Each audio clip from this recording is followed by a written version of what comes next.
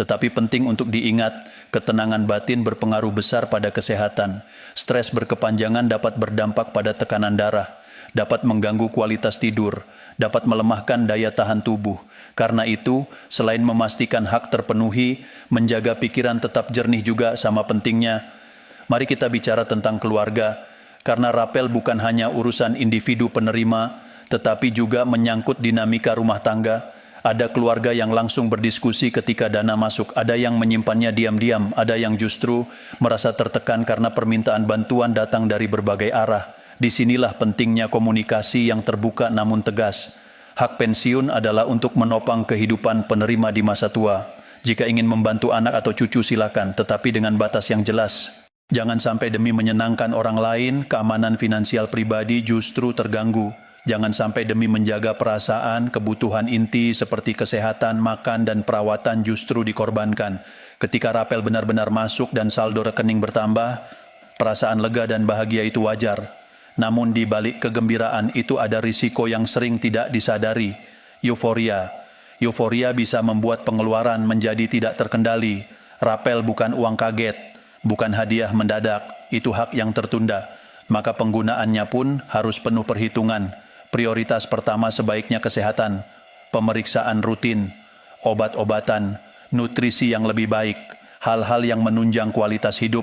Setelah itu, kebutuhan pokok yang mungkin sempat tertunda, perbaikan rumah yang benar-benar mendesak, atau kewajiban yang sudah direncanakan, hindari tawaran investasi yang menjanjikan keuntungan besar dalam waktu singkat, hindari skema yang tidak jelas, hindari usaha yang tidak benar-benar dipahami. Banyak kasus pensiunan kehilangan dana karena tergiur iming-iming hasil fantastis, atau karena tidak enak menolak permintaan pinjaman besar dari kerabat. Rapel adalah kesempatan memperkuat keamanan finansial, bukan ajang pembuktian, bukan balas budi tanpa batas.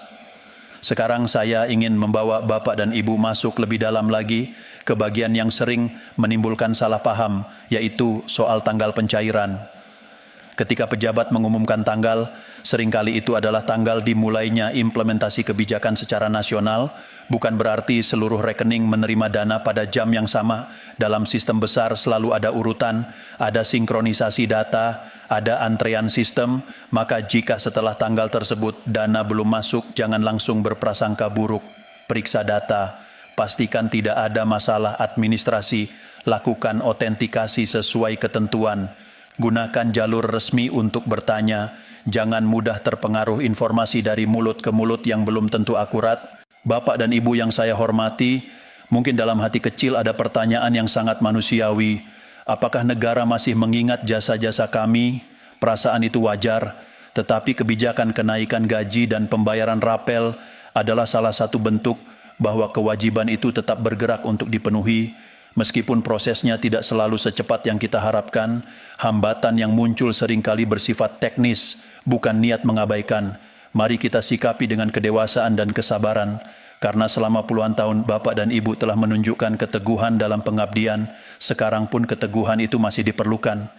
Bukan untuk bekerja kembali, tetapi untuk menjaga ketenangan, menjaga kewaspadaan, menjaga martabat masa purna bakti. Saya ingin Bapak dan Ibu menyimpan satu hal di hati. Hak tidak hilang, proses mungkin bertahap, informasi harus disaring, dan ketenangan adalah kunci utama agar masa purna bakti tetap bermartabat. Di bagian berikutnya nanti kita akan membahas lebih teknis lagi tentang alur pencairan dari hulu ke hilir, kemungkinan kendala yang lebih spesifik, skenario jika dana belum masuk setelah jangka waktu tertentu, serta bagaimana langkah konkret yang bisa dilakukan tanpa panik dan tanpa prasangka. Untuk saat ini pegang dulu satu prinsip, jangan mudah percaya kabar yang belum jelas sumbernya, jangan berikan data rahasia kepada siapapun, dan jangan biarkan kegelisahan mengambil alih kesehatan. Bayangkan jumlahnya bukan ratusan, bukan ribuan, tetapi jutaan baris data. Setiap baris bukan sekadar angka, setiap baris adalah satu nama, satu keluarga, satu kisah pengabdian puluhan tahun. Data sebesar itu tidak bisa langsung diproses tanpa tahap sinkronisasi dan pengecekan. Harus ada proses pemadanan data dengan sistem kependudukan, harus ada pengecekan rekening aktif atau tidak, harus ada validasi status penerima. Kadang masalahnya terlihat sepele, misalnya perbedaan satu huruf pada nama, atau perubahan alamat yang belum diperbarui. atau rekening yang sudah lama tidak digunakan sehingga statusnya dorman. Hal-hal kecil seperti itu bisa membuat sistem menahan sementara pencairan. Langkah kedua, pastikan data identitas di lembaga penyalur sesuai dengan data kependudukan terbaru. Jika ada pembaruan KTP elektronik, perubahan ejaan nama, atau perubahan status tertentu, kadang sistem lama belum otomatis memperbarui datanya. Langkah ketiga, pastikan proses autentikasi berkala telah dilakukan sesuai jadwal. Dalam beberapa mekanisme, ada kewajiban melakukan autentikasi melalui aplikasi atau metode tertentu.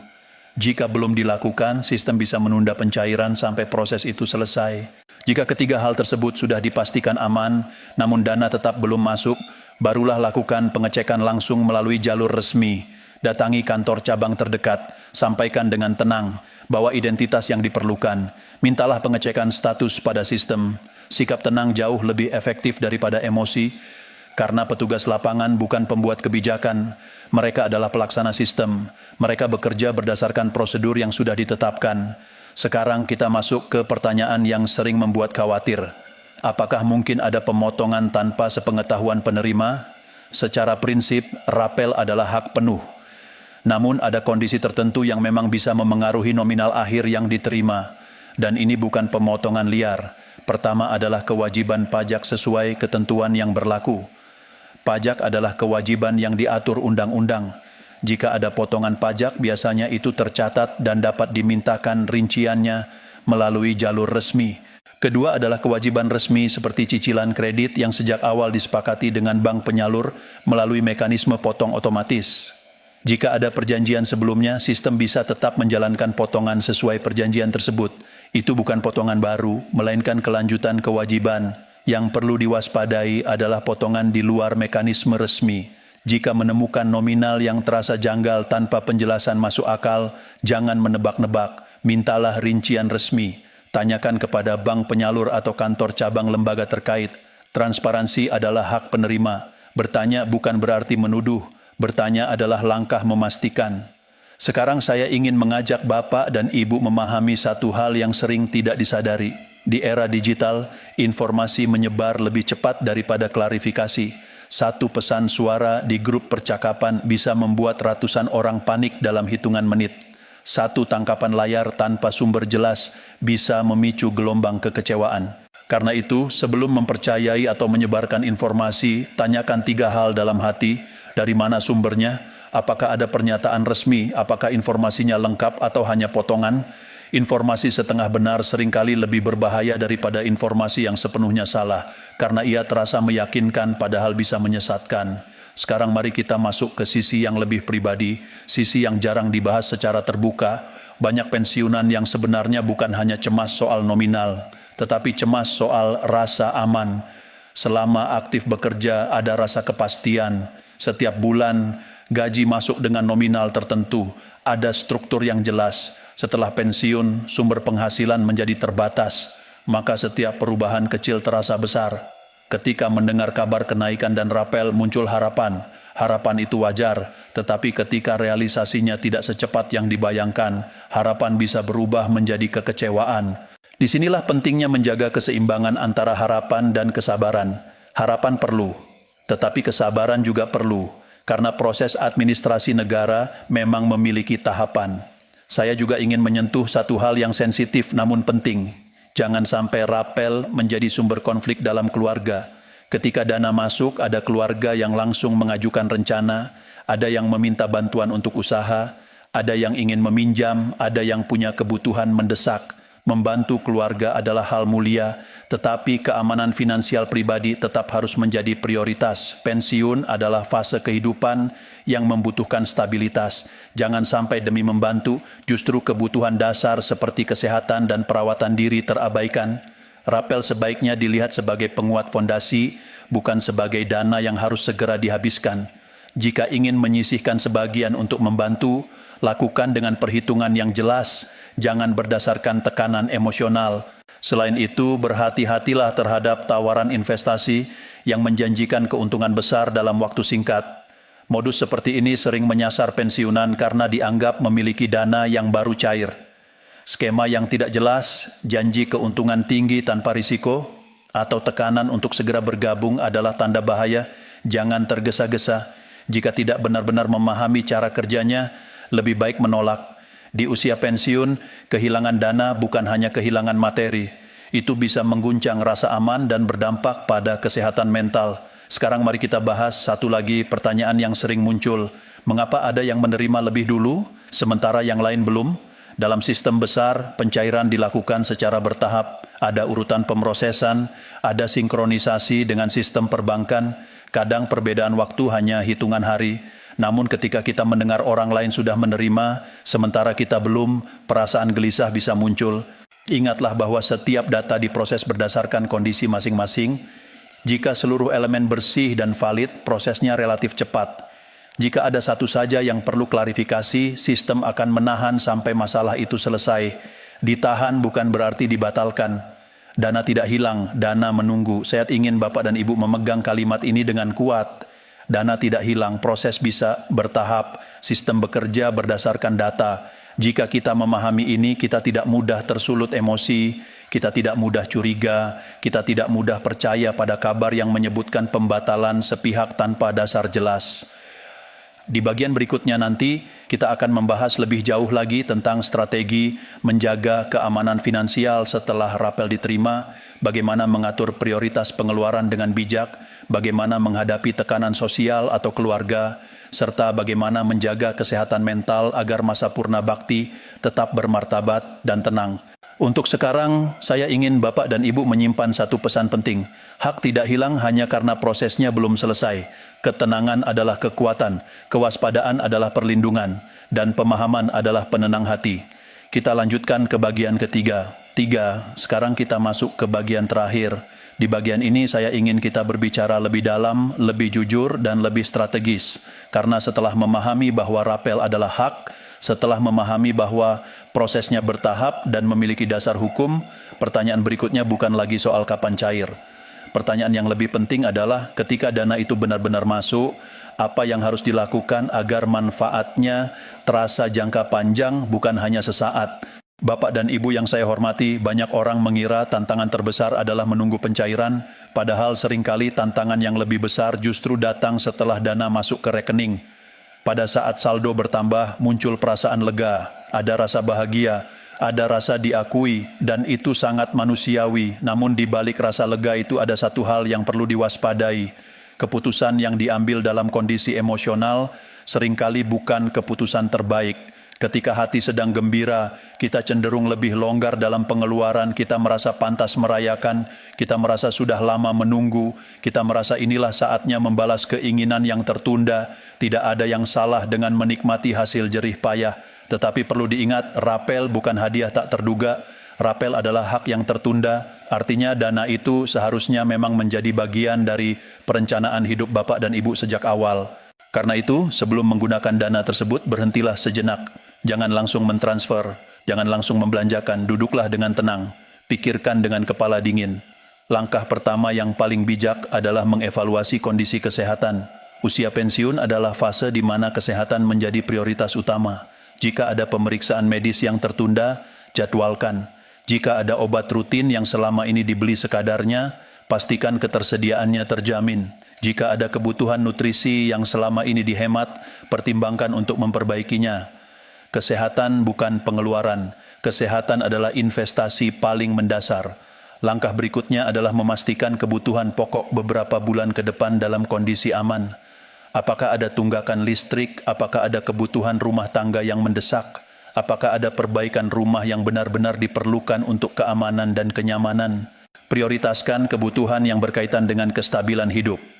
Atap yang bocor lebih penting daripada membeli barang yang hanya menyenangkan sesaat. Pemeriksaan jantung lebih penting daripada membeli gawai baru hanya karena tergoda.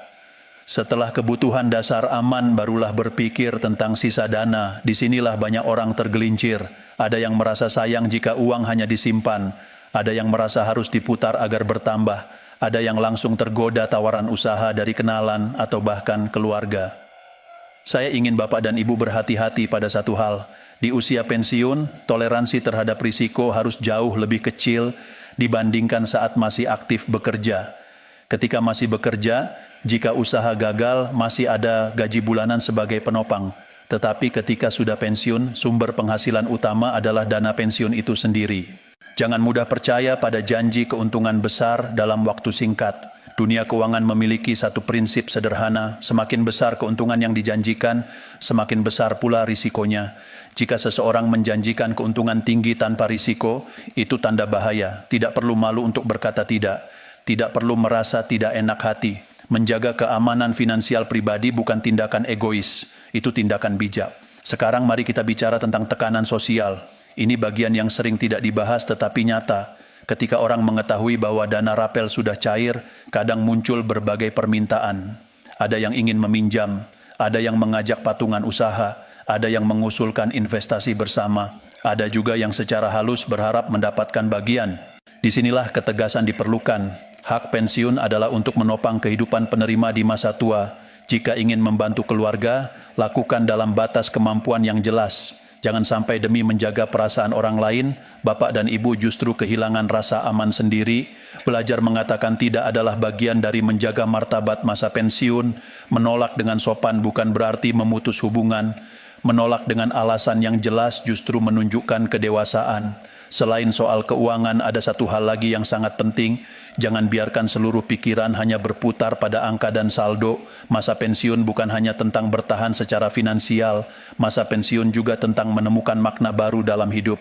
Selama bertahun-tahun, identitas bapak dan ibu melekat pada jabatan dan institusi. Ketika itu selesai, wajar jika muncul perasaan kehilangan arah.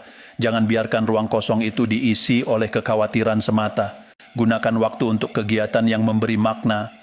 Bisa berupa aktivitas sosial, bisa berupa kegiatan keagamaan, bisa berupa hobi yang selama ini tertunda, bisa juga sekadar menghabiskan waktu berkualitas dengan cucu. Kesehatan mental sama pentingnya dengan kesehatan fisik. Pikiran yang tenang membuat tubuh lebih kuat, hati yang lapang membuat tidur lebih nyenyak. Saya juga ingin mengingatkan satu hal penting tentang keamanan data. Setelah dana cair, seringkali muncul pesan atau telepon yang mengatasnamakan lembaga tertentu. Mereka mungkin tahu nama dan status pensiun. Mereka mungkin terdengar meyakinkan. Tetapi prinsipnya tetap sama. Jangan pernah memberikan PIN. Jangan pernah memberikan kode OTP. Jangan pernah mentransfer uang untuk alasan administrasi. Jika ragu, hentikan komunikasi. Datang langsung ke kantor resmi. Bertanya langsung jauh lebih aman daripada menyesal kemudian. Sekarang saya ingin menyentuh sisi yang paling dalam. Pertanyaan yang mungkin tidak diucapkan tetapi ada di hati, apakah pengabdian puluhan tahun benar-benar dihargai? Jawabannya tidak selalu terlihat dalam bentuk yang dramatis, tidak selalu dalam bentuk seremoni, tetapi kebijakan yang terus berjalan, hak yang tetap dibayarkan, sistem yang tetap bekerja, itu adalah bentuk tanggung jawab yang nyata. Wassalamualaikum warahmatullahi wabarakatuh.